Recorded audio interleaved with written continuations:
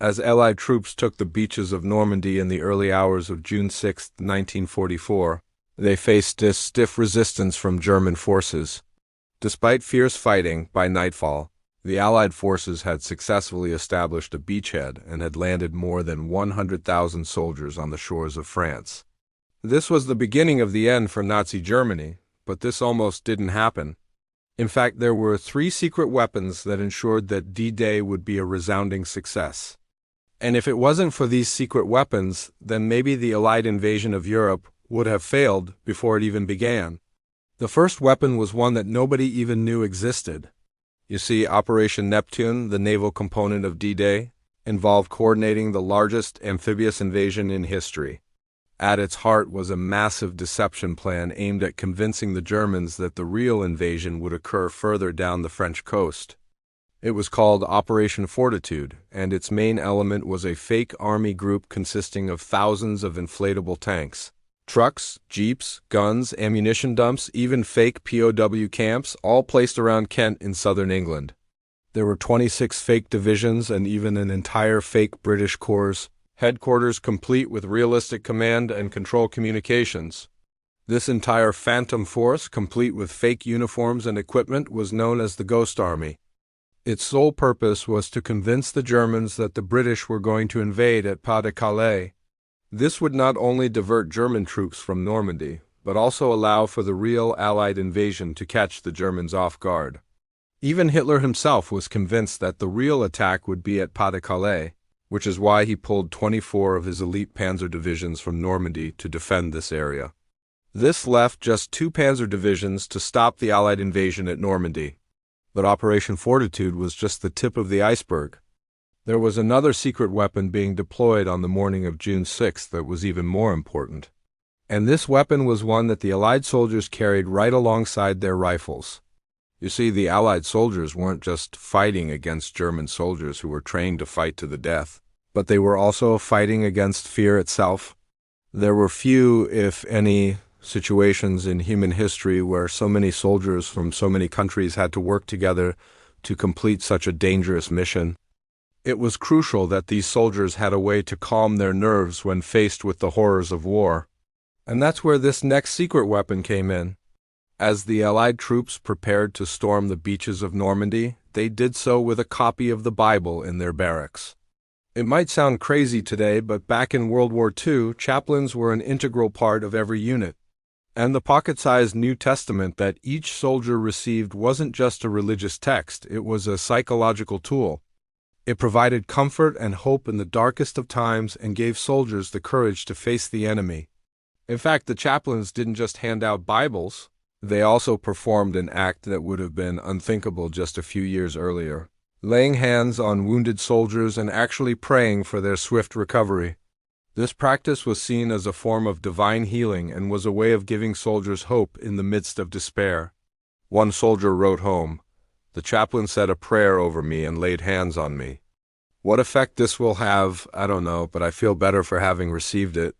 Of course, these prayers didn't heal wounds, but what they did do was provide comfort and reassurance to soldiers who were facing the possibility of death. In a time when fear and uncertainty ran rampant, these men found solace in the words of the Bible and the comforting presence of their chaplains. But there was another secret weapon that the Allies deployed on D-Day that was even more important than the others. In fact, without this secret weapon, the Allied invasion could have ended up being a disaster. And this secret weapon was one that the Allies had to develop in total secrecy.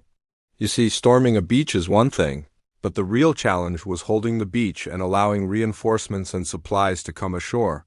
To do this, the Allies needed to build a harbor. But how could they build a harbor on a beach? The solution was a top-secret invention known as the mulberry. Mulberry harbors were artificial harbors made of prefabricated components that could be assembled quickly on site.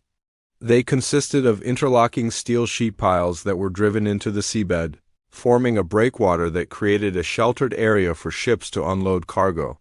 There were 2 types of mulberry harbors, the A-type and the B-type. The A-type was designed to be towed across the sea and assembled on site, while the B-type was designed to be dropped from the back of a landing ship. Both types were equipped with cranes, railways, trucks, and other materials to facilitate the unloading and storage of supplies.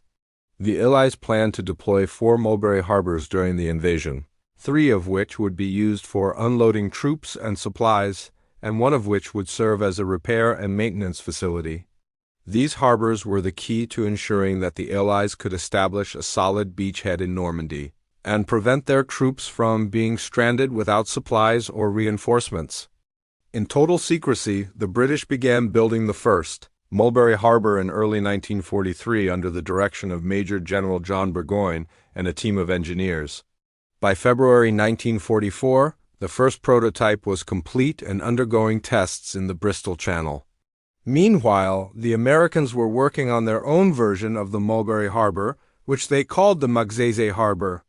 The Magsaysay Harbor was a smaller version of the British design, but it had the advantage of being able to unload cargo directly onto rail cars. This made it easier to transport supplies from the beach to the rest of France. In total, the Allies would deploy 17 Mulberry harbors during the invasion of Normandy, which allowed for the delivery of more than 2 million tons of supplies and equipment. These artificial harbors were instrumental in ensuring that the Allied troops were able to hold the beachhead and eventually launch a successful invasion of mainland Europe.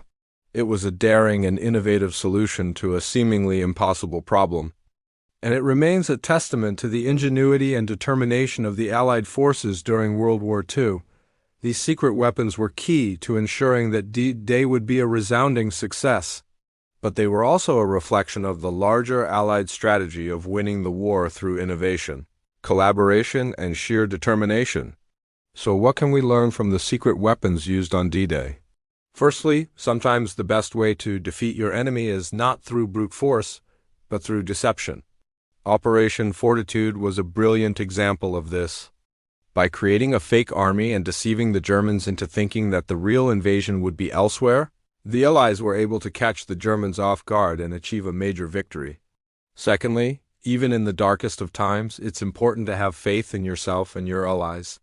The Allied soldiers who stormed the beaches of Normandy were up against an incredibly tough opponent. But they had each other, and they had the support of their chaplains.